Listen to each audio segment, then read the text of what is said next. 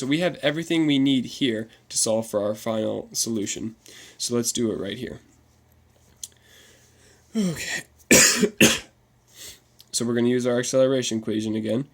Acceleration equals velocity final minus velocity initial divided by time.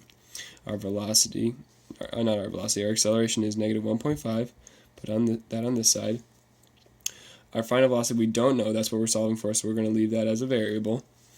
Our initial velocity was 0, so it's going to be minus 0, so there's no point in even writing it because minus 0 is just the same thing, over time, which is 2.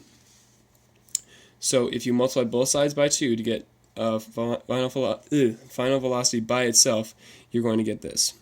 Negative 3 equals final velocity.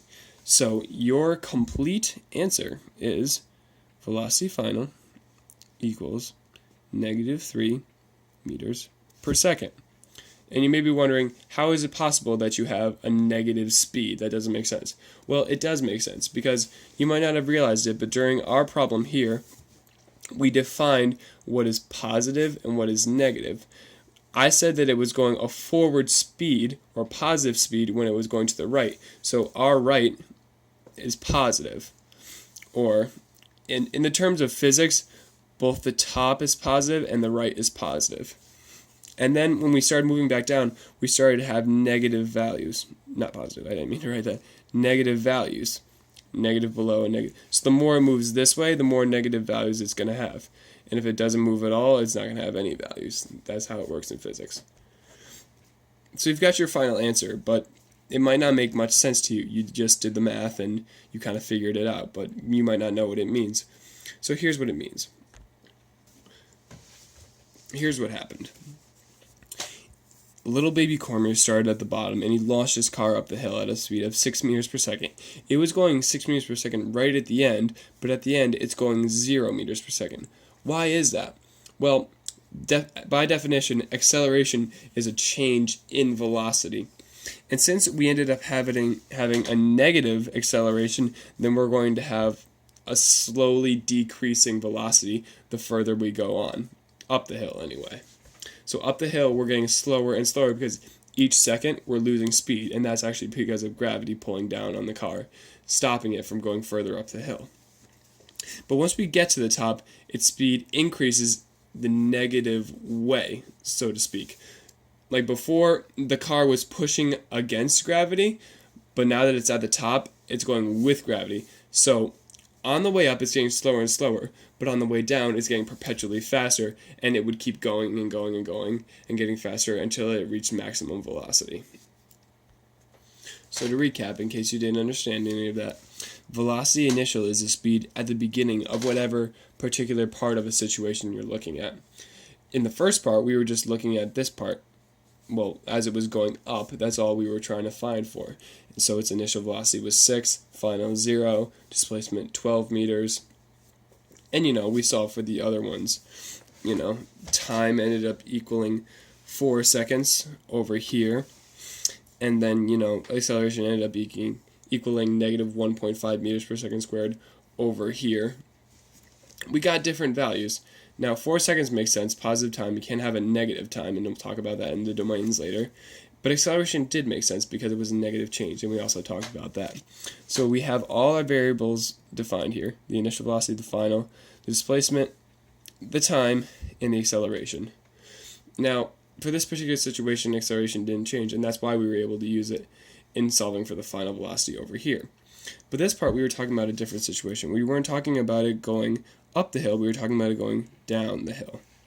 This is what we're really referring to here.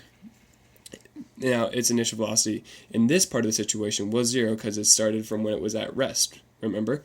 And then its acceleration was negative 1.5, and the time was 2 seconds. We determined that 6 minus 4 equals 2. If you guys want to see that, I'm just first grade math here, just want to make sure you guys understand. 6 minus 4 equals 2.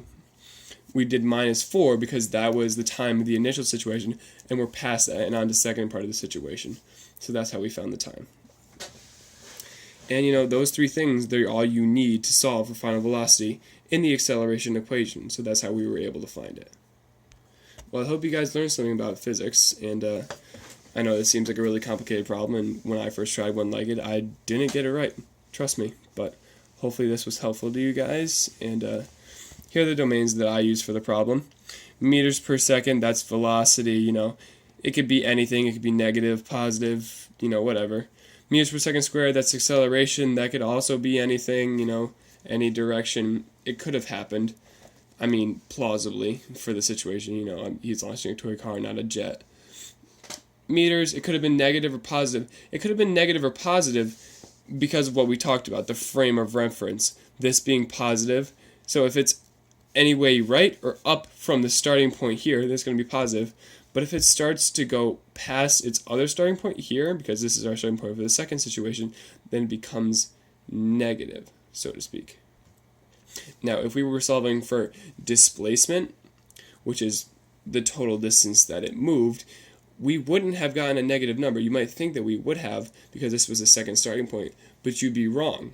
Because in order to find that second distance, we would have to subtract it from this distance, 12. It would only become negative once the distance of the second part was greater than that of 12. That's the only time.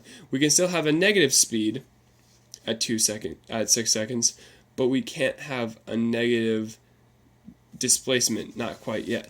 But if you were solving for a different time, you might have gotten a negative value for the meters. Now, for time, it only goes from 0 to infinity. You can't have negative time. I mean, not in this situation anyway. It just doesn't make sense. Alright, so that's everything, guys. I hope you got a lot out of it. And good luck in physics in the future.